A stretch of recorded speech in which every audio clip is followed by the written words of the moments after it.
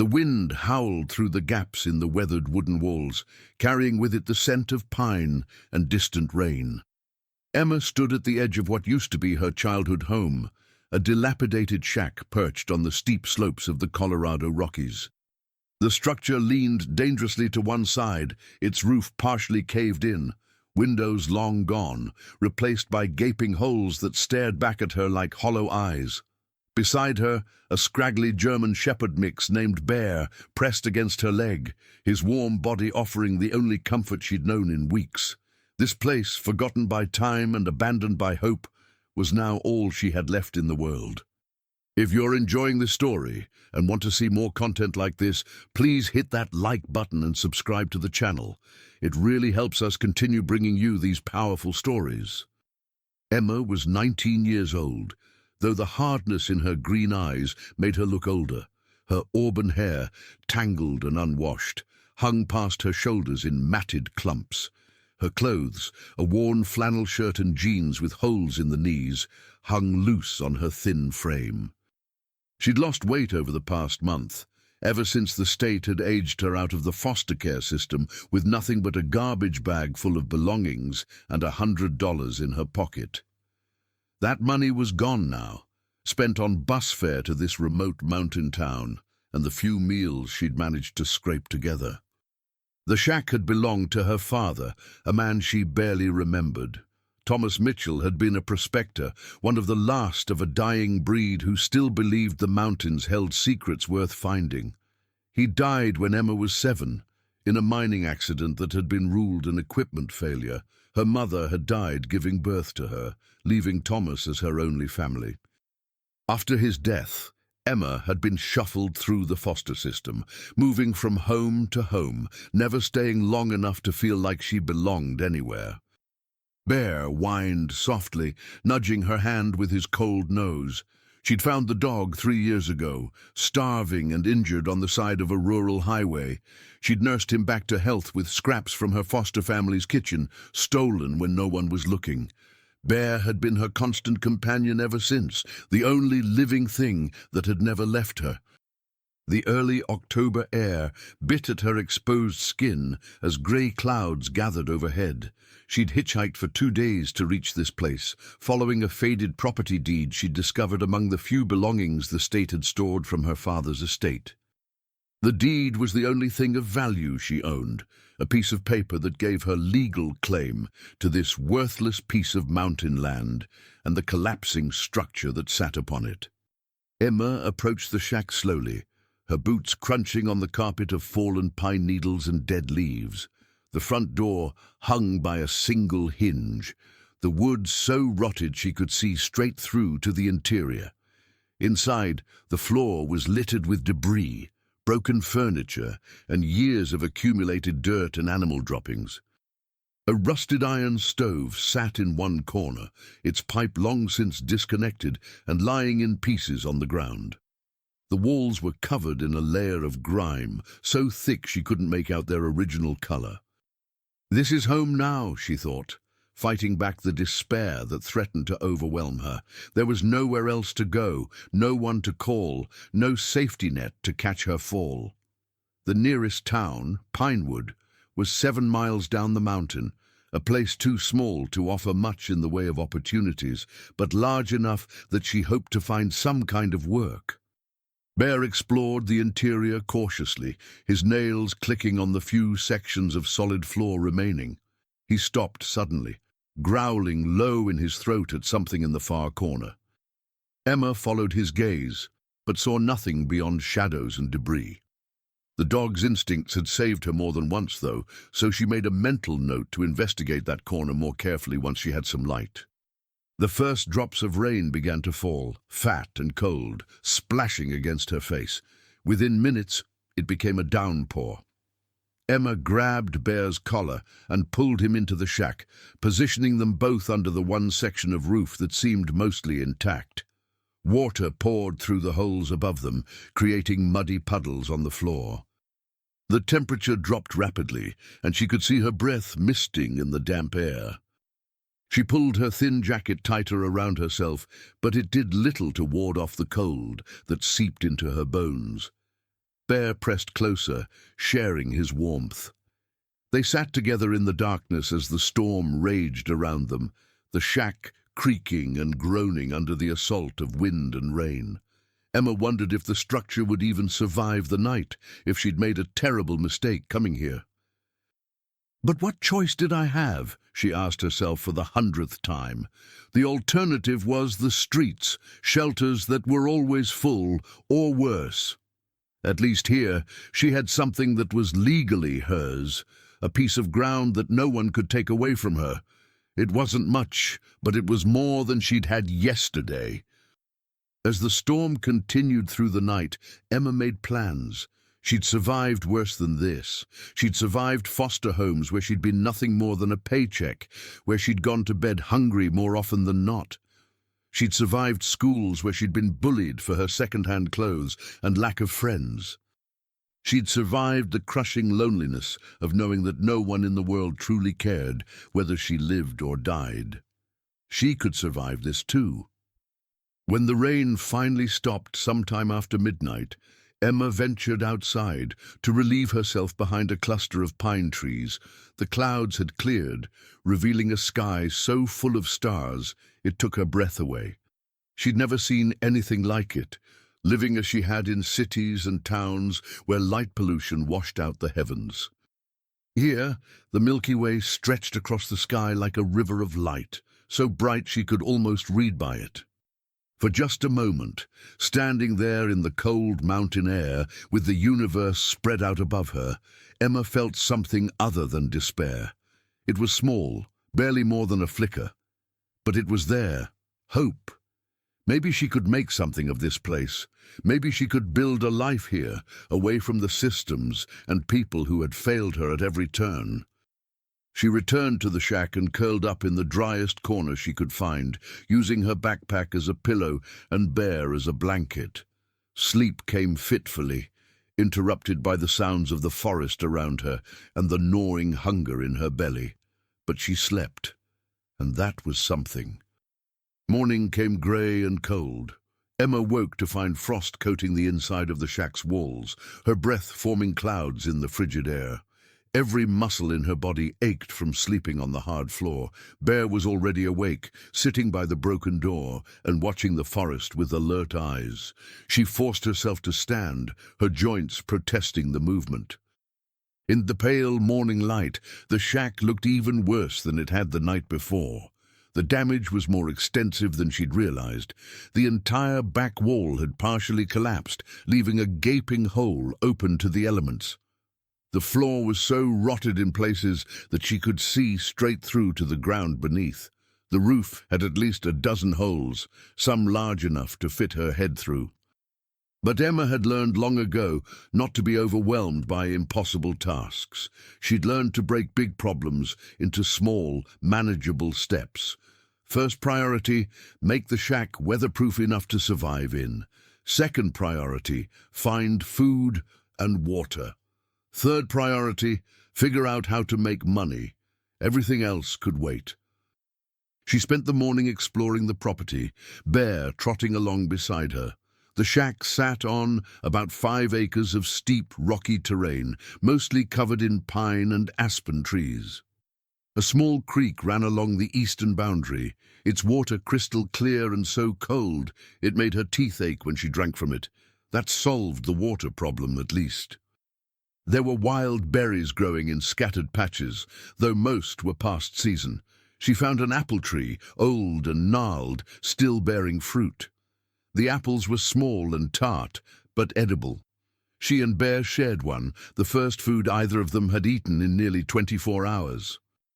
Near the creek, she discovered the remnants of an old mining operation, a collapsed entrance to a tunnel, barely visible beneath years of overgrowth, marked where her father had spent his days searching for gold that apparently never existed. Rusted equipment lay scattered around the site, mostly buried in dirt and vegetation. She wondered what he'd been like, this father she couldn't remember. Had he been happy here, despite the hardship? Had he ever thought about the daughter he'd left behind? The walk to Pinewood took her nearly 3 hours, following an overgrown trail that wound down the mountain. Bear stayed close, his presence a comfort as they passed through the dense forest. Emma had learned to be wary of strange places and strange people, a lesson reinforced by too many bad experiences. Pinewood was smaller than she'd expected, just a handful of buildings clustered around a single main street. A general store, a diner, a post office, a gas station, and a few other businesses that looked like they'd been there since the gold rush days. The few people on the street eyed her suspiciously, taking in her ragged appearance and the large dog at her side. She kept her head down and walked quickly, feeling their judgment like a physical weight. At the general store, a weathered sign in the window advertised that they bought scrap metal. Emma thought about all the rusted equipment scattered around the old mining site. It wasn't much, but it was something. The owner, a grey-haired woman named Margaret with a face like worn leather, looked Emma up and down with narrow eyes. "You're Thomas Mitchell's girl," Margaret said. It wasn't a question. "Heard you might be coming. Folks said the state finally let you loose." Emma bristled at the phrasing, but kept her face neutral. "Yes, ma'am. I'm living up at his old place now. I was wondering if you'd be interested in buying some scrap metal I found on the property." Margaret's expression softened slightly. "That place is still standing. Figured it would have fallen down by now. What kind of scrap you got?" "Mining equipment, mostly. Old tools, metal parts. Haven't inventoried it all yet. I'll give you $2 a pound for anything usable. Have to see it first, though, and I don't drive up that mountain for anyone, so you'll have to haul it down yourself." $2 a pound wasn't much, but it was more than the nothing Emma currently had. She nodded. "Thank you, Mum. I'll bring some down in the next few days." "You eating regular?" Margaret asked suddenly, her eyes taking in Emma's thin frame. "You look half-starved." Pride warred with necessity in Emma's chest. Pride lost. "Not regular, no ma'am." Margaret sighed and disappeared into a back room. She returned with a cardboard box filled with canned goods, a loaf of bread, and some other basics. "Consider this an advance on that scrap metal, and if you're looking for work, the diner's usually hiring for dishwashing. Pays not great, but Linda feeds her employees." Emma took the box, her throat tight with unexpected emotion. "Thank you," she managed to say. "I'll pay you back." "See that you do, and get that dog some food too. He looks as hungry as you do." The walk back up the mountain was harder with the box of supplies, but Emma's spirits were lighter than they'd been in weeks. She had food, she had a potential source of income, she had a plan. It wasn't much, but it was a start. Over the next 2 weeks, Emma threw herself into making the shack livable. She started with the roof, using fallen branches and strips of bark to patch the worst holes. It wasn't professional work, but it kept most of the rain out. She salvaged what she could from the collapsed back wall, using stones from the creek to fill in the gaps. The floor took longer, requiring her to pull up the rotted boards and replace them with anything solid she could find. The first few days were the hardest.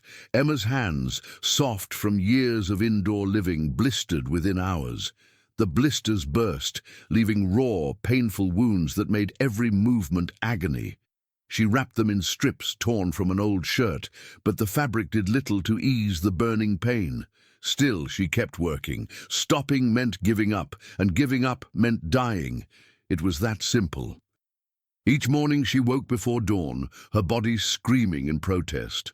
The cold mountain air made her joints ache, and the hard floor left her back stiff and sore.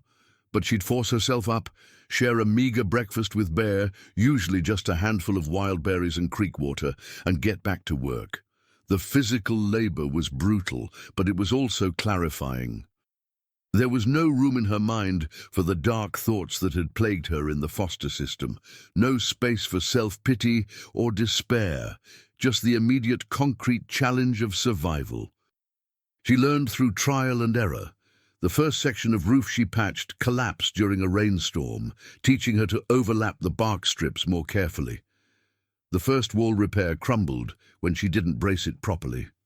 Each failure stung, wasting precious time and limited materials, but each failure also taught her something valuable. She was becoming competent in ways she'd never imagined. Bear proved to be more than just a companion during those early weeks. He alerted her to dangers she might have missed, barking at a black bear that wandered too close to the property one afternoon, and growling at a mountain lion's tracks near the creek. He helped her hunt for food, too, his nose leading them to patches of edible plants she'd never have found on her own. Once he caught a rabbit, his first successful hunt in years of domestication. Emma felt guilty taking the meat, but hunger overrode guilt. She cooked it over a small fire, burning half of it because she didn't really know what she was doing, but eating every charred bite anyway. The work was hard, harder than anything Emma had done before, but there was a satisfaction in it that surprised her. She was building something, creating something with her own hands. For the first time in her life, she felt like she had control over her circumstances. When she hammered a nail straight, when she successfully patched a leak, when she managed to shore up a sagging wall, she felt a sense of accomplishment that no foster parent's grudging approval or teacher's praise had ever given her. She developed a routine: wake at first light, eat whatever she had available, work until the midday heat made physical labor unbearable. During the hottest hours, she'd rest in the shade, planning her next tasks or exploring the property further. Then she'd work again until darkness made it impossible to see. She'd build a small fire, cook whatever food she'd scrounged, and fall asleep exhausted. On the 6th day, she cut her arm badly on a piece of rusted metal. The wound was deep, bleeding heavily, and she had no first aid supplies. She washed it in the creek, the icy water making her gasp, then used strips of her cleanest shirt as a bandage. That night, feverish and shaking, she lay in the darkness wondering if she'd get tetanus or an infection that would kill her. There was no one to call, nowhere to go for help. She was completely alone. But morning came and she was still alive. The wound looked angry and red, but it wasn't showing signs of the serious infection she'd feared. She changed the bandage, gritting her teeth against the pain, and got back to work. The injury forced her to work more slowly, more carefully, but it didn't stop her. Nothing was going to stop her. By the end of the first week, she'd made visible progress. The roof no longer leaked in most places. 2 of the 4 walls were reasonably solid. She'd cleared most of the debris from inside and scrubbed the floor as clean as she could manage. It still looked terrible by normal standards, but to Emma, it was starting to look like a place where a human could actually live. The second week brought new challenges. A windstorm tore away some of her roof repairs, forcing her to start over. She ran out of food entirely and spent 2 days eating nothing but creek water and a few bitter roots she'd dug up. The hunger made her weak and dizzy, but she pushed through. She had to. There was no alternative. On the 10th day, she found an old handsaw among the mining equipment. It was rusted but still functional after she'd cleaned and oiled it with animal fat. With the saw, she could cut logs to size, opening up new possibilities for repairs. She spent the next 3 days felling small dead trees and cutting them into usable lumber. The work was backbreaking, leaving her shoulders and arms burning with exhaustion, but the results were worth it. She now had the materials to properly rebuild the worst sections of wall. By the end of the 2nd week, the shack was transformed. It was still far from comfortable, still drafty and crude, but it was weatherproof. Rain no longer poured through the roof. Wind no longer whistled through gaping holes in the walls. Emma had created a shelter, a real shelter, from nothing but determination and scavenged materials.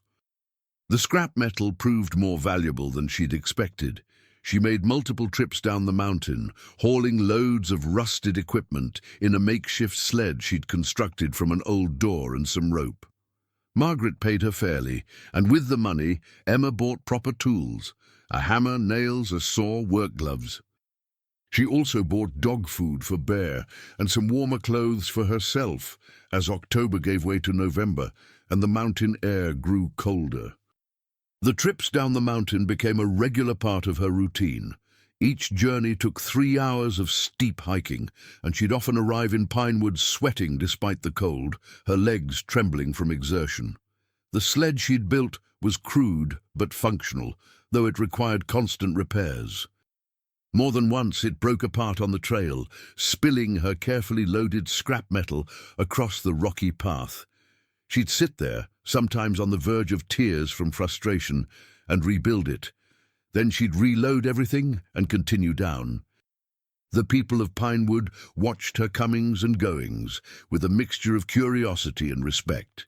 They saw this thin young woman, dirty and exhausted, hauling impossible loads down from a mountain that had defeated many before her. Some offered help, but Emma always refused politely. She needed to do this herself, to prove to herself that she could. Margaret became something of a mentor, teaching Emma how to identify which scrap metal was valuable and which was worthless. She showed her how to separate copper from steel, how to recognize aluminum, how to prepare the metal for sale. These lessons were worth more than the money Emma made from the sales. They were skills, knowledge that would serve her long after the scrap metal ran out. One afternoon in mid-November, Emma was sorting through a new load of scrap when Margaret approached her with a serious expression. "You're working yourself to death, girl," the older woman said bluntly. "I see it in your face. When's the last time you had a full meal?" Emma started to protest, but Margaret held up a hand. "Don't lie to me. I've lived in these mountains my whole life. I know what hunger looks like." She disappeared into the back room and returned with a heavy box. "This is food that's about to expire. I can't sell it, and it's a waste to throw it away. You'd be doing me a favor taking it." Both women knew it was a lie. The food in the box was nowhere near its expiration date, but Emma was learning that mountain people had their pride, and they expected others to have it too. They helped each other, but they did it in ways that preserved dignity. She accepted the box with genuine gratitude, her throat tight with emotion. The scrap metal work taught Emma about the history of her father's mining operation. Each piece of equipment had a story. There were picks worn smooth by years of use, their handles polished by her father's hands. There were ore carts with broken wheels, metal screens for sifting, pulleys and cables from some elaborate system she couldn't fully understand. As she sorted and hauled, she imagined her father using these tools, working alone in pursuit of a dream that everyone else thought was foolish. She found other things too, scattered among the mining equipment. A lunch pail, rusted shut, that rattled when she shook it. A pair of work boots, the leather cracked and rotted, but still tied with neat double knots. A thermos that still had dried coffee residue inside. These personal items affected her more than the mining equipment. They made her father real in a way he'd never been before, transforming him from an abstract concept into an actual person who'd eaten lunch and drunk coffee and tied his boots each morning. One day, while hauling a particularly heavy load of scrap, Emma slipped on loose gravel. The sled careened down the trail, completely out of control, with her running behind it, trying desperately to catch up. It finally crashed into a tree, spilling its contents across the hillside. Emma sat down hard, too exhausted to even curse. Bear, who'd been ranging ahead, came back and lay down beside her, offering silent support. As she sat there, looking at the scattered scrap metal that she'd have to gather and reload, Emma realized something important. She wasn't the same person who'd arrived on this mountain 6 weeks ago. That Emma would have given up, would have sat here crying and feeling sorry for herself. This Emma would rest for a few minutes, then get up and finish the job. The mountain was changing her, hardening her in some ways, but also revealing strengths she hadn't known she possessed. Linda at the diner did hire her for dishwashing 3 nights a week. The work was monotonous, and the pay was minimum wage, but Linda was true to her word about feeding her employees. Emma ate a hot meal before every shift, the first regular food she'd had in months. She started to gain weight, to look less like a starving refugee and more like a normal young woman.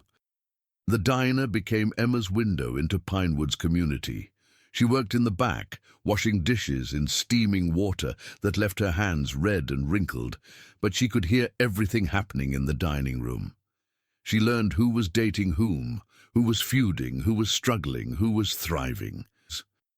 She learned the rhythms of the small town, the gossip, and the genuine concerns that wove through every conversation.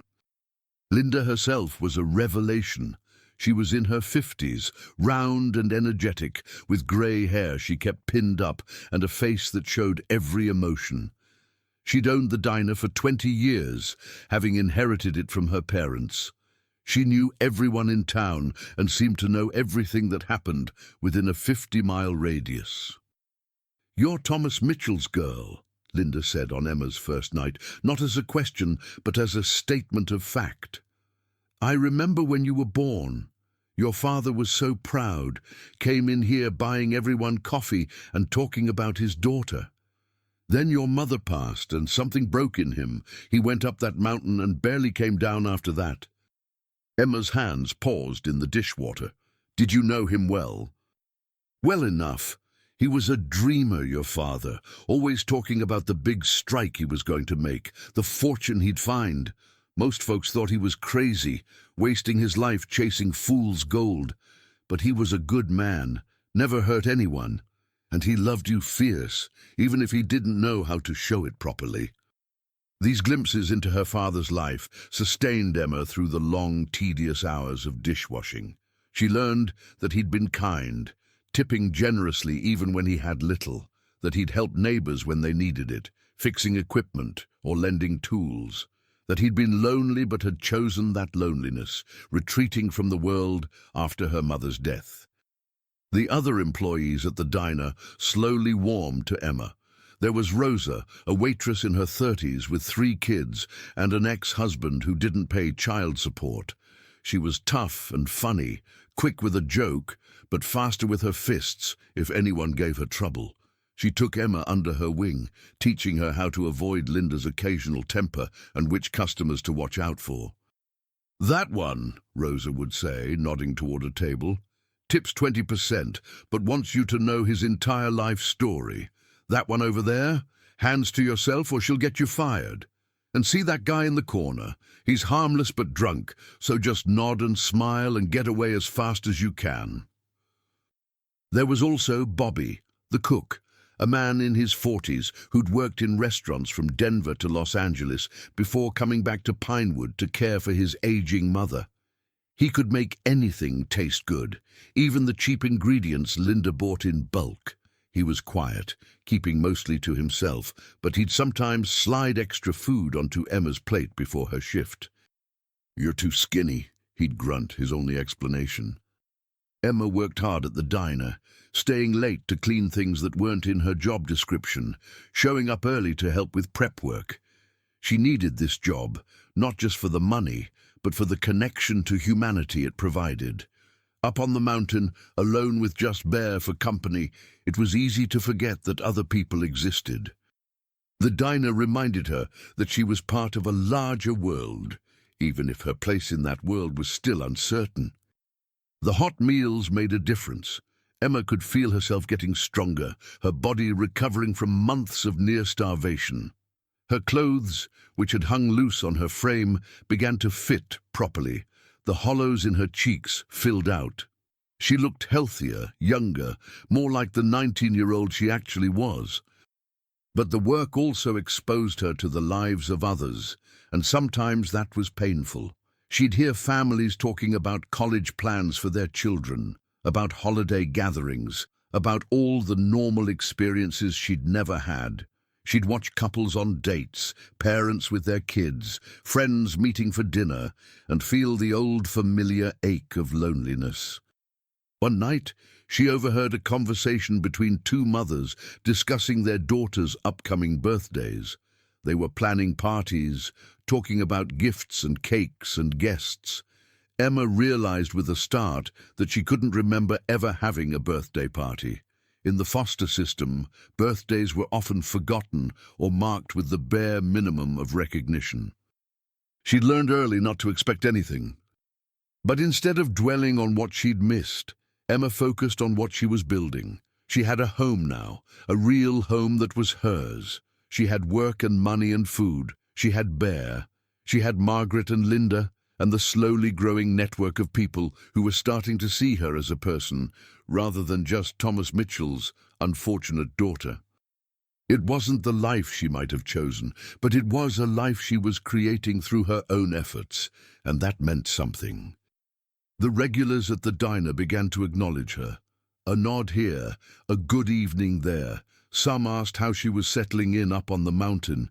A few offered unsolicited advice about surviving mountain winters, about the best places to cut firewood, about how to keep pipes from freezing. Emma listened carefully, filing away every piece of information. These people had lived in these mountains all their lives. Their knowledge could save her life.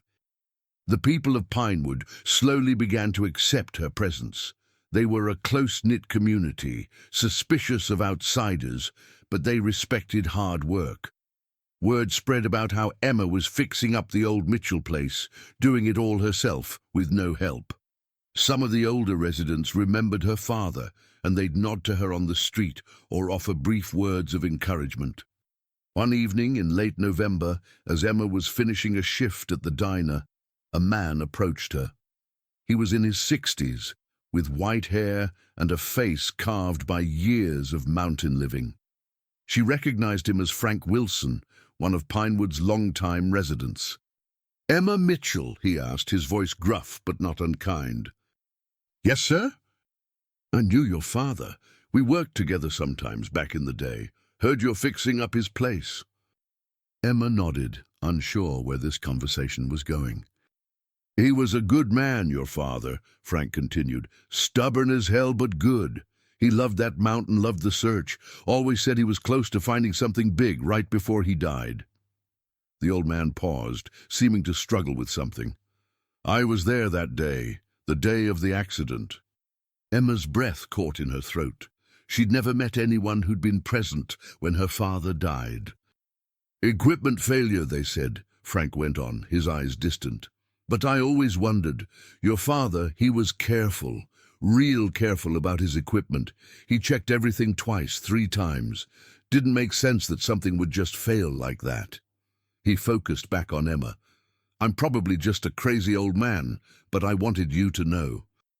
Your father, he died doing what he loved, and he died believing he was onto something important. Whether he was right or not, I can't say. But he believed it." Frank handed her a faded photograph. It showed 2 men standing in front of a mine entrance, both grinning despite being covered in dirt. One of them had her eyes. "That's him on the left," Frank said. "Keep that. Should have given it to you years ago, but I didn't know how to find you." After Frank left, Emma sat in the diner for a long time, staring at the photograph. She tried to remember her father's face, but the memories were too distant, too faded. All she had were impressions, strong hands lifting her up, a deep voice singing off-key, the smell of pipe tobacco. Now she had this photograph, a tangible connection to a man she'd barely known. Frank's visit marked the beginning of a new relationship. He started stopping by the shack regularly, always with some excuse.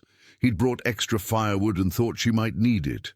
He'd been clearing out his shed and found some tools she might use. He'd shot a deer and had more meat than he could eat. Emma understood what he was really doing, checking on her, making sure she was okay, helping without making her feel like a charity case. Through Frank, Emma learned more about her father than she'd ever known. Thomas Mitchell had been complicated, a man driven by dreams that most people thought were foolish. He'd been a skilled prospector, one of the last who truly understood the old ways of reading the land, of finding the subtle signs that indicated mineral deposits. He'd worked for various mining companies in his youth, had made decent money, but he'd always dreamed of his own strike. "Your mother's death broke something in him," Frank explained one cold afternoon as they sat by Emma's wood stove, drinking coffee. He'd loved her fierce, had waited until his 30s to marry because he wanted to be established first. They had 1 year together before you came, one perfect year. Then she was gone, and he had you, and I don't think he knew how to handle that. Emma listened, hungry for any detail about her past. "Did he love me?" she asked, her voice barely above a whisper. Frank's expression softened, more than anything. But he was scared, Emma, scared he'd fail you the way he thought he'd failed your mother by not being there when she needed him. He worked himself half to death in that mine, convinced that if he could just make the big strike, he could give you everything, a proper house, good schools, a future. He was trying to be a good father, the only way he knew how. By leaving me alone, by trying to build you a fortune. It was misguided, maybe, but it came from love. Everything he did came from love. These conversations with Frank filled in gaps Emma hadn't even known existed. She learned that her father had played guitar, badly but enthusiastically, that he'd had a dry sense of humor that sometimes caught people off guard, that he'd been generous to a fault, giving away his last dollar if someone needed it more, that he talked about Emma constantly to anyone who'd listen, showing off the few photographs he had, planning for the day when he'd have enough money to give her a proper life. "He never planned to die," Frank said. "Nobody does. He thought he had time, thought he'd make his strike and then come get you, set you up proper. But time ran out, and all his plans died with him." Emma felt a complex mix of emotions about her father. Anger that he'd chosen the mine over being present in her life, sadness for the relationship they'd never had, understanding of the impossible choices poverty and single parenthood had forced upon him, gratitude for the legacy he'd left, even if he'd never known she'd find it. Frank became something like the grandfather Emma had never had. He taught her skills her father would have taught her if he'd lived, how to sharpen an axe properly, how to fell a tree safely, how to read animal tracks in the snow.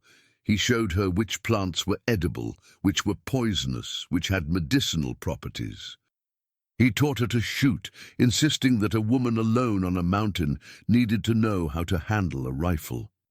The shooting lessons took place on Sunday afternoons at Frank's property. He started with safety, drilling her on the rules until she could recite them in her sleep. Never point a gun at anything you don't intend to shoot. Always know what's behind your target. Treat every gun as if it's loaded.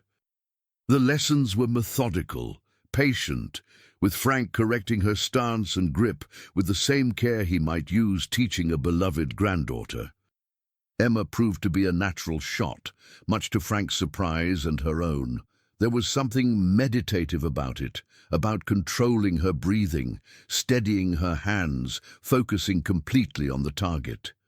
The recoil had frightened her at first, but she'd learned to anticipate it, to let her body absorb the force without flinching. "Your father would be proud," Frank said after she'd hit 5 targets in a row. "He was a good shot, too. Kept us fed with deer and elk back in the lean times." By winter's end, Emma was confident with the rifle. Frank gave her one of his older guns, a well-maintained hunting rifle that had belonged to his late wife. "Mary would want you to have it," he said gruffly. "She always said a woman should know how to take care of herself." The gift moved Emma deeply. She'd never received something so valuable, so practical, so full of meaning. The rifle represented trust, represented Frank's belief that she belonged here, that she was capable of mountain life. She cleaned and oiled it religiously, practiced regularly, and felt safer knowing she could protect herself and bear if necessary. That night, back at the shack, Emma couldn't sleep. Frank's words kept echoing in her mind. Always said he was close to finding something big. Equipment failure didn't make sense. She thought about the collapsed mine entrance she'd seen near the creek, about all the work her father had put into this place. What had he been searching for? And more importantly, had he found it? The next morning, Emma decided to investigate the old mine more thoroughly. She'd avoided it until now, both because she'd been focused on the shack and because something about that dark entrance made her uneasy. But Frank's words had planted a seed of curiosity that she couldn't ignore. The entrance was partially collapsed, with only a narrow gap remaining between fallen timbers and piled rocks. Bear whined nervously as they approached, his hackles rising.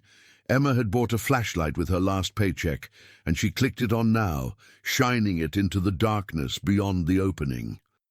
The tunnel extended back into the mountain, shored up with old timbers that looked dangerously unstable. She could see where the ceiling had partially caved in about 20 feet back, blocking further progress. But there was something else too, something that made her heart beat faster. Just beyond the cave-in, barely visible in the beam of her flashlight, she could see what looked like a wooden door set into the tunnel wall. A door inside a mine tunnel. Why would there be a door? Emma knew she shouldn't go in. The tunnel was unstable, dangerous. One wrong move could bring the whole thing down on top of her. But the curiosity was overwhelming. Her father had spent his life working this mine. What had he found that required a door to protect it? She spent the next week carefully clearing the entrance, removing rocks and stabilizing the tunnel as best she could with new timbers she cut from the surrounding forest. It was slow, dangerous work. More than once, small sections of ceiling collapsed, showering her with dirt and rocks. Bear remained outside, barking anxiously whenever she disappeared into the darkness. Finally, she cleared enough debris to reach the door. It was made of thick oak planks, held together with iron bands and secured with a heavy padlock. The wood was water-damaged but still solid. Emma examined the padlock closely. It was old-fashioned, the kind that required a key rather than a combination. She had no key, of course. She tried for hours to pick the lock with various pieces of wire and metal, but she didn't have the skill. Eventually, frustrated and exhausted, she attacked the wood around the lock with a pry bar, working to split the old planks. It took another 2 hours of careful work, conscious of the unstable ceiling above her, but finally the wood gave way with a crack that echoed through the tunnel. Emma pulled away the broken planks and shone her flashlight through the opening. What she saw made her gasp. The space beyond was a small chamber, maybe 10 feet by 10 feet, carved directly into the rock. And it was full. Wooden crates lined 3 walls, stacked from floor to ceiling. An old desk sat in one corner, covered in papers and notebooks. And on the desk, secured in a glass case, was something that caught the light of her flashlight and threw it back in a brilliant golden gleam. Gold, a chunk of raw gold ore roughly the size of her fist. Emma squeezed through the opening, her hands shaking. This air in the chamber was stale but dry, preserved by the sealed door. She approached the desk slowly, almost afraid that what she was seeing would disappear if she moved too quickly. The notebooks were filled with her father's handwriting, page after page of notes, observations and diagrams. As she flipped through them, a story began to emerge. Thomas Mitchell had found a significant gold deposit deeper in the mountain. Not a fortune, but enough to change lives. He'd been carefully extracting it over several years, keeping his discovery secret. The notes explained why. He didn't have legal mining rights beyond his 5 acres, and if word got out, the land would be claimed by larger mining interests. So he'd worked quietly, slowly, extracting gold and storing it here while he figured out how to make his discovery legal. The notes became more urgent in the final weeks before his death. He'd been close to securing the proper permits. He'd found a lawyer in Denver who was helping him navigate the legal complexities. But he'd died before he could finish. The accident that had taken his life had also buried his secret. Emma turned to the wooden crates. Her hands trembled as she pried open the first one. Inside, wrapped in oilcloth, were more chunks of gold ore. She opened another crate, then another. They were all the same. Years of her father's work, hidden away and forgotten. She sat on the floor of the chamber for a long time, trying to process what she'd found. This changed everything. This was real wealth, enough to transform her life completely. But it also brought complications. If she tried to sell the gold, questions would be asked. She'd need to prove where it came from, that it was legally hers. And even then, there would be taxes, regulations, people wanting their cut. Emma thought about the photograph Frank had given her, about her father's smile in that picture. He'd been happy doing this work, even though it had ultimately killed him. He'd built something here, created something of value through sheer determination and hard work, just like she'd been doing with the shack. She decided not to tell anyone about her discovery. Not yet. First, she needed to research the legal situation, figure out exactly what rights she had and what she needed to do to make this completely legitimate. She couldn't afford to make mistakes that might result in losing everything. The weight of the secret pressed on Emma over the following weeks. She'd go about her normal routine, working at the diner, maintaining the shack, studying for her classes. But her mind was constantly on the hidden chamber and its contents. She'd lie awake at night, staring at the ceiling, running through scenarios and possibilities. What if someone found out? What if the gold wasn't legally hers? What if her father had stolen it? She began visiting the library more frequently, not just for her online classes, but to research mining law, property rights, mineral deposits. She learned about claim filing, about assay requirements, about the legal complexities of extracting and selling precious metals. The information was dense and confusing, full of legal jargon that made her head hurt, but she persisted. This was too important to get wrong. She also started reading her father's notebooks more carefully, looking for any indication of how he'd planned to legitimize his find. The entries were meticulous, documenting every ounce of gold extracted, every hour worked, every expense incurred. He'd kept detailed maps showing exactly where each sample had come from. He'd photographed the ore in place before extracting it, creating a visual record of his work. Her father had been preparing for this, Emma realized. He'd been building a case, gathering evidence to prove his claims. The notebooks weren't just journals, they were legal documentation.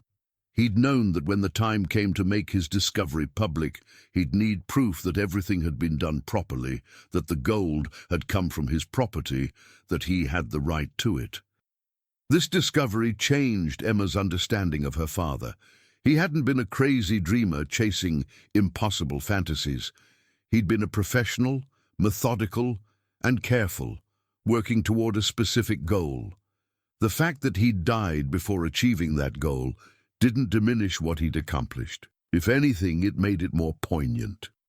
Emma found herself talking to her father as she worked, sharing her thoughts and plans with a man who'd been dead for 12 years. She'd tell him about the shack repairs, about her classes, about the people of Pinewood who'd accepted her. She'd ask his advice about the legal complications, about what steps to take next. Sometimes she imagined his responses, drawing on what Frank had told her about his personality. She knew it was a bit crazy talking to a dead man, but it brought her comfort. The emotional complexity of her situation was overwhelming at times. She'd spent most of her life feeling abandoned, believing her father hadn't cared enough to fight for her. Now she understood that he'd been fighting, just not in ways she'd been able to see. He'd been working himself to death in a dark mine, building something for her future. The tragedy was that his death had severed the connection between his work and his purpose. The fortune he'd built had sat hidden and useless while she'd suffered through the foster system. Emma felt grief for what might have been. If her father had lived just a few more years, long enough to legitimize his claim and sell the gold, her childhood would have been completely different. She might have grown up in a real home with a father who loved her. She might have had a normal adolescence, with friends and stability and all the things she'd missed. The thought of that alternate life hurt more than she'd expected. But she also felt gratitude. Her father had left her something valuable, not just the gold, but the example of persistence, of refusing to give up on a dream despite everyone thinking you're crazy. He'd worked alone in the darkness, driven by love for a daughter he barely knew, building something meaningful from nothing. In her own way, Emma was doing the same thing. She'd taken his abandoned shack and his forgotten dream and turned them into a life worth living. Over the next few months, Emma continued her double life. She worked at the diner, maintained the increasingly livable shack, and spent every free moment researching mining rights and gold claims. She made several trips to the library in a larger town an hour away, reading everything she could find about Colorado mining law. She learned that as the legal owner of the property, she had rights to anything found on it, but selling gold required documentation and adherence to specific regulations. The research was tedious and often frustrating.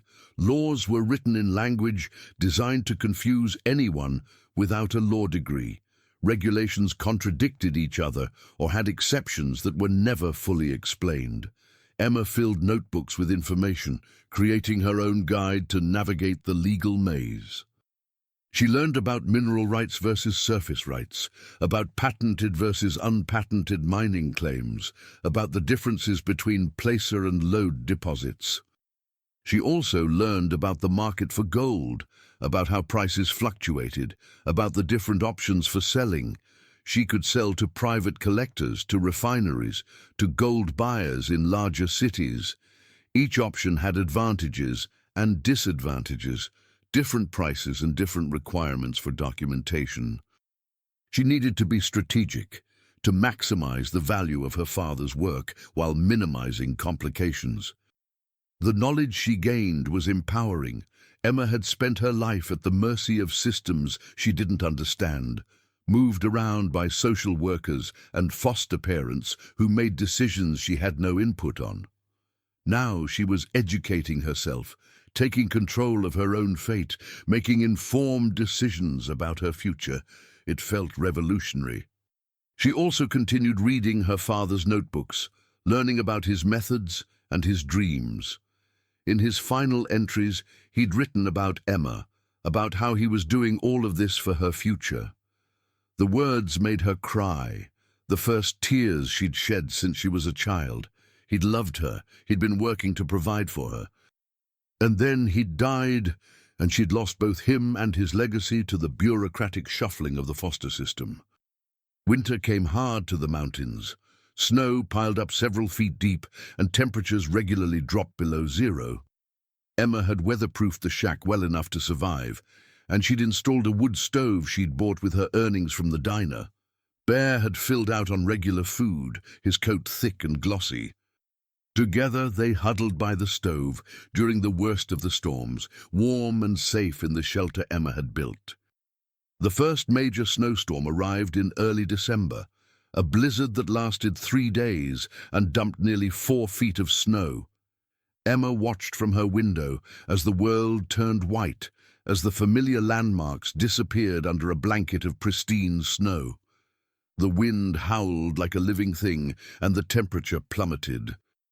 She fed the wood stove constantly, grateful for the cords of firewood she'd spent weeks cutting and stacking.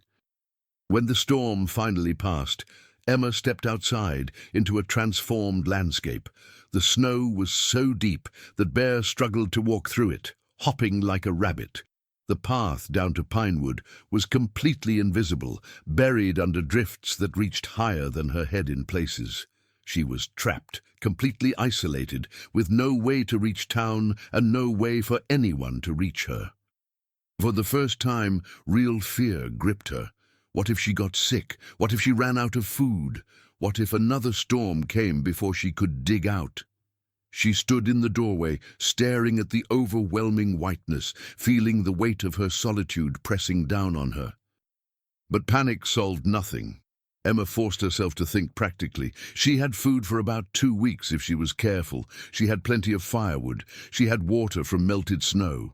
She could survive this. She just had to take it one day at a time. She spent the next week digging out the property, creating paths through the snow, clearing the roof before the weight became dangerous. The work was exhausting, leaving her gasping and sweating despite the freezing temperatures. But it was also meditative, rhythmic, shovel, lift, throw, hour after hour, day after day. Bear loved the snow. He'd leap through the drifts, snapping at snowflakes, rolling on his back with pure joy.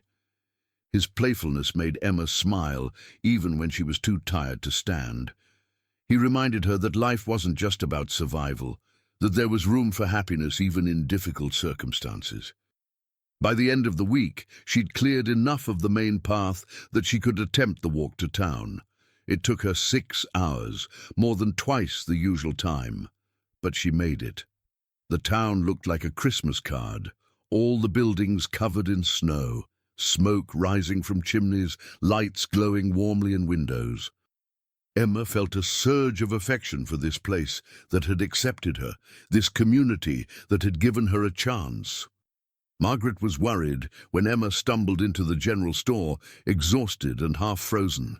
"Girl, you shouldn't be out in this. That walk is dangerous in these conditions." "Needed supplies," Emma managed, her lips numb from cold. "And I wanted to make sure everyone knew I was still alive." Margaret made her sit by the wood stove and brought her hot coffee. "You're tougher than your father," she said, her voice gruff with emotion. "He'd be proud of what you're doing up there." Emma stayed in town that night, sleeping on Linda's couch. It was the first time she'd slept indoors anywhere but her shack in months, and the softness of the couch felt almost uncomfortable after so much time on her hard bed. But she was grateful for the warmth, for the company, for the reminder that she wasn't completely alone in the world. The winter taught Emma new skills.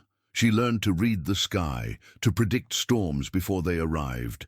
She learned which trees made the best firewood, how to split logs efficiently, how to keep her hands warm while working in freezing temperatures.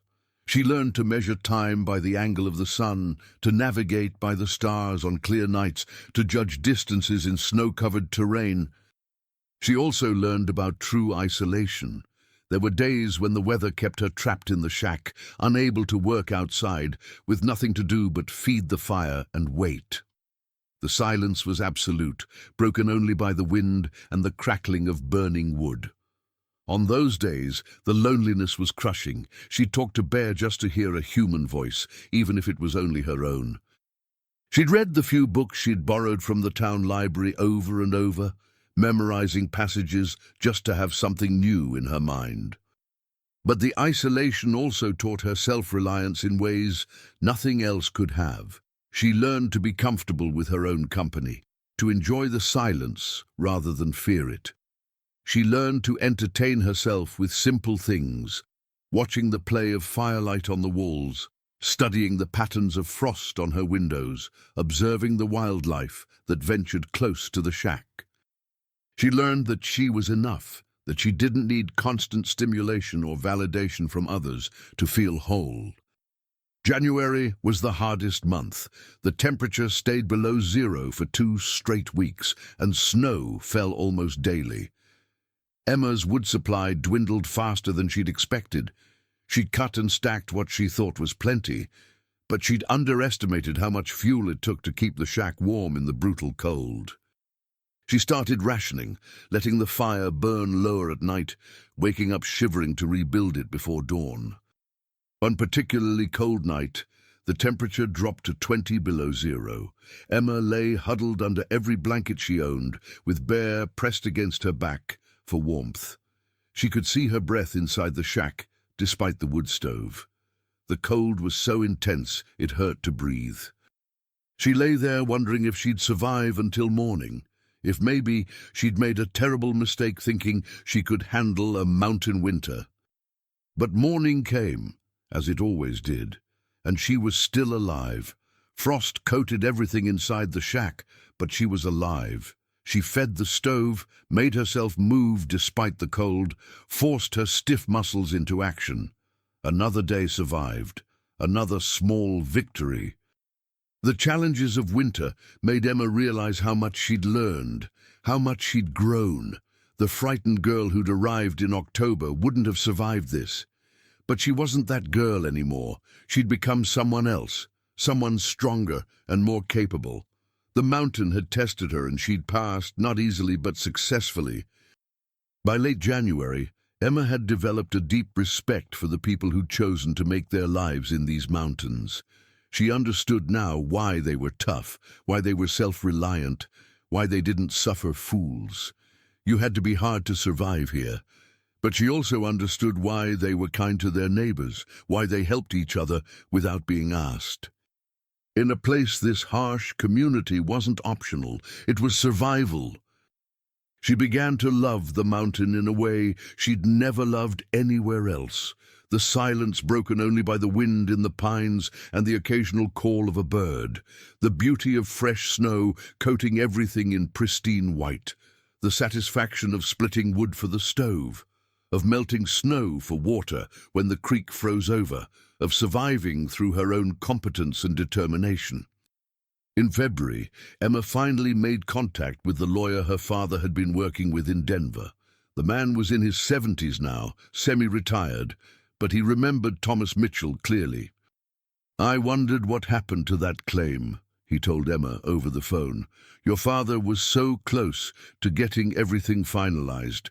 I'm sorry I never followed up. I tried to find him, but by the time I did, he was already gone, and you'd disappeared into the system." "Can you still help me?" Emma asked. "Can we finish what he started?" "Absolutely. It'll take some time and some money for fees, but yes, the claim should be straightforward since you own the land. Have you been working the mine?" "Not exactly," Emma said carefully. "But I found some gold ore on the property that I believe my father extracted. I'd like to sell it legally." The lawyer walked her through the process. She'd need to file a claim, get the gold assayed, pay some fees, and follow proper channels for the sale. It would take months, but it was doable. By the time spring arrived, melting the snow and revealing the mountain's green beauty beneath, Emma had all her paperwork in order. She carefully transported the gold ore from the hidden chamber, documenting everything according to the lawyer's instructions. The assay confirmed what her father's notebooks had suggested. The ore was worth approximately $80,000. After taxes, fees, and the lawyer's costs, she'd clear about $55,000. It wasn't a massive fortune. It wouldn't let her quit working or live in luxury, but it was enough. Enough to properly renovate the shack, to turn it into a real home. Enough to buy a used truck so she didn't have to walk everywhere. Enough to pay for some education, maybe learn a trade. Enough to build a future. When the money finally hit her bank account in late April, Emma sat on the porch of the shack and looked out over the mountain. Bear lay beside her, his head resting on her leg. The afternoon sun was warm on her face, and the air smelled of pine and wildflowers. She thought about the desperate girl who'd arrived here 6 months ago with nothing but a dog and a determination to survive. She thought about her father, working alone in the darkness of the mine, building something for a daughter he'd never see grow up. She thought about the journey that had brought her to this moment, all the hardship and loneliness and struggle. And she smiled. She wasn't rich, she wasn't famous, she hadn't changed the world. But she'd survived. She'd taken the broken pieces of her life and built something real and solid. She had a home that was truly hers, a place where she belonged. She had a plan for the future. She had Bear. She had, for the first time in her life, security and peace. The shack looked different now. Emma had replaced all the rotted walls with new lumber, installed real windows with actual glass, and rebuilt the roof properly. She'd added insulation and drywall to the interior, painted everything in warm colors that made the small space feel inviting. There was electricity now, run from solar panels she'd installed on the roof, and a proper bathroom with running water from a spring she'd tapped higher up the mountain. It wasn't fancy, but it was comfortable. It was home. She continued working at the diner, not because she had to anymore, but because she'd grown to like Linda and the other employees. The people of Pinewood had fully accepted her now, no longer seeing her as Thomas Mitchell's abandoned daughter or the strange girl living in a shack, but as Emma, their neighbor and friend. Frank Wilson stopped by regularly, helping her with projects around the property and sharing stories about her father. Margaret at the general store always had a kind word and a treat for Bear. In May, Emma enrolled in online classes to get her high school diploma, something she'd never managed to complete while moving through foster care. She studied at night by the light of her solar-powered lamps, Bear sleeping at her feet. The work came easier than she'd expected. She'd always been smart, just never had the stability to apply herself. Setting up for online classes had been its own challenge. Emma had no computer, no internet connection, no experience with online learning. But Linda at the diner had an old laptop she wasn't using, and the library in the larger town an hour away offered free Wi-Fi. Emma worked out a system. She'd download her coursework at the library once a week, complete it at home, then return to submit it and get the next week's assignments. The first time she sat in the library, surrounded by people typing on computers and teenagers doing homework, Emma felt completely out of place. Everyone seemed to know what they were doing except her. The laptop felt foreign in her hands. She'd used computers in school before being aged out of foster care, but never for anything like this. She fumbled with the login, struggled to navigate the learning platform, felt her face burn with embarrassment as she had to ask the librarian for help repeatedly. But she persisted. She took notes on how to do everything, wrote down every step so she wouldn't have to ask again. She stayed at the library for 6 hours that first day, figuring out the system, downloading textbooks and videos, mapping out her study schedule. By the time she left, exhausted but determined, she had everything she needed for the next week. The studying itself was harder than she'd anticipated. It had been over a year since she'd been in a classroom, and before that, her education had been fragmented at best. She'd moved between schools so often that she'd missed entire units, had gaps in her knowledge that made some subjects nearly impossible to follow. Math especially was a struggle. She'd never properly learned algebra, and now she was trying to teach herself without a teacher to explain things. But Emma had learned something valuable on the mountain. She knew how to struggle, how to fail and try again, how to break big problems into small, manageable pieces. She applied the same approach to her studies that she'd used to rebuild the shack. When she didn't understand something, she'd research it from multiple sources, watch different explanation videos, work through problems until they made sense. It was slow, frustrating work, but she could feel herself learning, feel her mind expanding in ways it hadn't in years. The essay assignments were easier. Emma had always been good with words, had spent so much time alone with her thoughts that she knew how to express them. She wrote about her experiences honestly, about foster care and survival, and building a life from nothing. Her teachers left encouraging comments, seemed genuinely impressed by her insights. For the first time in her educational life, Emma felt like someone was actually seeing her, recognizing her intelligence and potential. She developed a routine: work at the diner 3 nights a week, tend the garden and chickens during the day, study for 3 to 4 hours every evening. The structure gave her life shape and purpose. She wasn't just surviving anymore. She was building towards something, creating a future that extended beyond the immediate concerns of food and shelter. The studying also opened up new worlds for her. She took a literature class and discovered authors who wrote about people like her, about struggle and resilience, and finding beauty in hardship. She took a history class and learned about all the people throughout time who'd built lives from nothing, who'd survived impossible circumstances.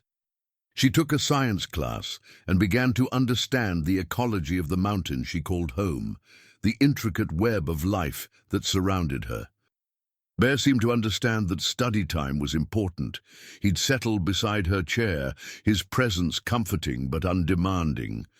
Sometimes Emma would read aloud to him, finding that hearing the words helped her understand them better. He'd listen patiently, his brown eyes watching her face, as if he actually understood what she was saying. By summer, she'd passed her GED exams. She started taking community college courses in forestry management and sustainable living. She had ideas now, plans for the future. Maybe she'd become a park ranger or a mountain guide. Maybe she'd start a small business, teaching people how to live off-grid sustainably. The possibilities that had once seemed completely out of reach now felt within her grasp. The community college courses were more challenging than the GED program. The other students, accessing the material from their comfortable homes with reliable internet, seemed to breeze through assignments that left Emma frustrated and confused. She'd spend hours at the library, using their faster computers and better resources, staying until closing time. The librarians got to know her, started setting aside books they thought might help her, offering advice on research strategies. One librarian, a woman in her 60s named Patricia, took special interest in Emma's education. She'd been a teacher before retiring and moving to the mountains. She offered to tutor Emma, meeting with her once a week to go over difficult concepts and help with assignments. Patricia never asked for payment, seeming to find reward enough in watching Emma's progress.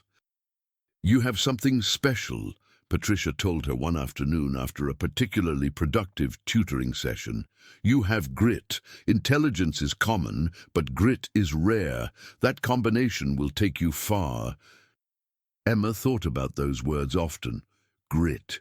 She'd never thought of her stubbornness, her refusal to give up, as anything positive. In foster care, it had been seen as a problem, as her being difficult or rebellious. But maybe it wasn't a flaw. Maybe it was exactly the quality she needed to build the life she wanted. The education changed Emma in subtle ways. She began to see connections between things, to understand how systems worked, to think more critically about the world around her. She could look at the forest and understand the complex relationships between trees, soil, water, and wildlife. She could read news stories and see the underlying economic and social forces at work. She could examine her own life and understand how policy decisions made in distant capitals had shaped her experiences. This understanding brought both power and pain. Power because knowledge gave her tools to change her circumstances. Pain because she now understood how many forces had been stacked against her, how the systems that were supposed to help children like her so often failed. But Emma chose to focus on the power, on what she could do with this knowledge, rather than dwelling on what had been done to her.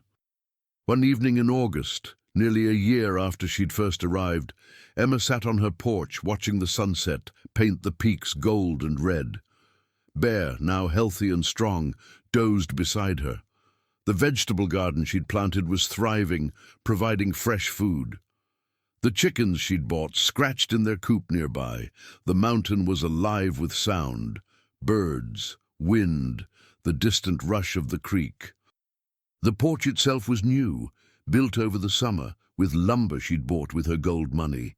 It wasn't fancy, just a simple platform with a roof to keep off the rain, but it gave her a place to sit and watch the world. She'd added a rocking chair she'd found at a yard sale and refinished herself. It creaked slightly as she rocked, a comforting sound that had become part of her evening routine. Emma reflected on the year that had passed, on the transformation of both herself and the shack. When she'd arrived, she'd been broken, desperate, running from a life that had offered her nothing but pain and disappointment. She'd come to this mountain expecting nothing, hoping for little more than a place to exist until she figured out what to do next. But the mountain had given her something unexpected, purpose.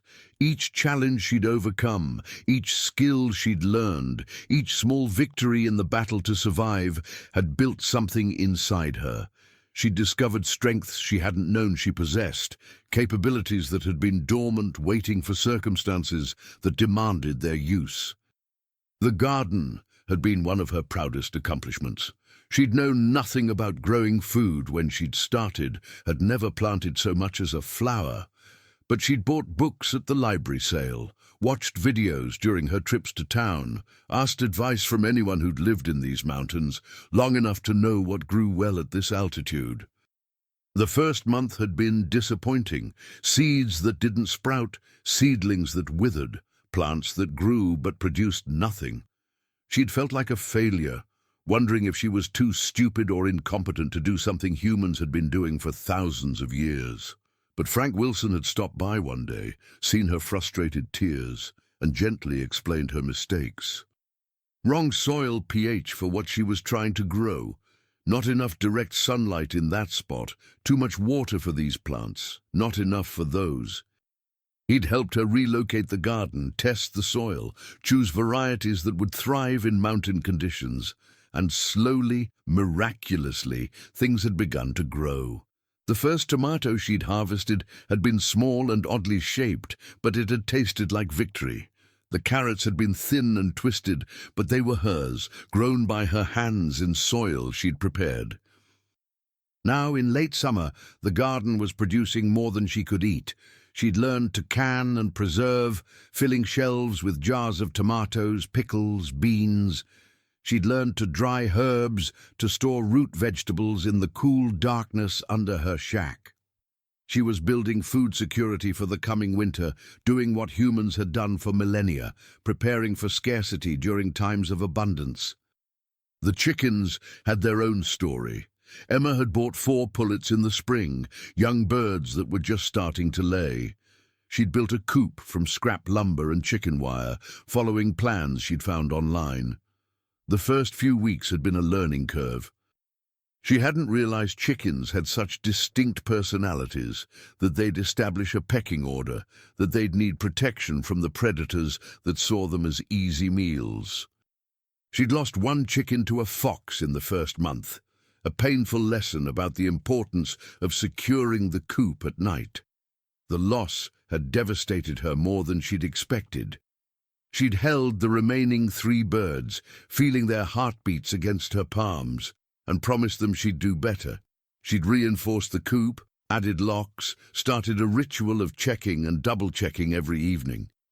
Now the 3 remaining chickens were thriving, providing eggs daily. Emma had named them, despite knowing it was foolish to name animals you might eventually need to eat. There was Henrietta, the dominant hen who ruled the coop with an iron beak. Rosie, the gentle one who'd let you pick her up without complaint. And Pepper, the escape artist who constantly tested the boundaries of her enclosure. Bear had learned to guard the chickens, treating them as part of his pack. He'd lie near their coop during the day, alert for any threats. The chickens had grown comfortable with his presence, would sometimes perch on his back when he was resting. It was a small thing, but it made Emma smile every time she saw it, her odd little family, cobbled together from cast-offs and survivors. She thought about the word that had defined most of her life, abandoned. She'd been abandoned by death when her parents died. Abandoned by the system that was supposed to protect her. Abandoned, it had seemed, by hope itself when she'd aged out with nothing. But she realized now that she hadn't been abandoned here on this mountain. She'd been given a gift. Her father had left her more than gold. He'd left her a place to belong, a foundation to build upon, a chance to create something meaningful. The shack hadn't been a prison. It had been a catalyst. The struggle to survive hadn't broken her. It had made her stronger. And Bear hadn't been just a companion. He'd been family when she had no one, warmth when the world was cold, loyalty when everything else in her life was uncertain. She'd saved him on that highway 3 years ago, but in the months on this mountain, he'd saved her right back. Emma closed her eyes and listened to the mountain breathing around her. She was home, not the home she'd imagined as a child, not the foster family fantasies of parents who loved her and siblings who accepted her, but a home she'd built with her own hands, earned through her own strength, made real through her own determination. She thought about the girl she'd been a year ago, cold and desperate and alone. She wanted to reach back through time and tell that girl that it would be okay, that the broken shack would become a sanctuary, that the impossible task would become a triumph, that the abandoned mountain girl and her dog would find not just survival, but peace. As the last light faded from the peaks and the stars began to emerge in the darkening sky, Emma opened her eyes and looked at everything she'd built. Tomorrow, she'd work in her garden. She'd study for her classes. She'd maybe hike up to the old mine and think about her father. She'd feed her chickens and play with Bear and enjoy the simple, hard-won peace of her mountain home. But tonight, she simply sat and breathed and felt grateful. Grateful for the struggle that had made her strong. Grateful for the father she'd never known, but who'd loved her enough to leave her a future. Grateful for the dog, who'd never left her side. Grateful for the mountain that had tested her and then accepted her. Grateful for the life she'd built from nothing but determination and hope.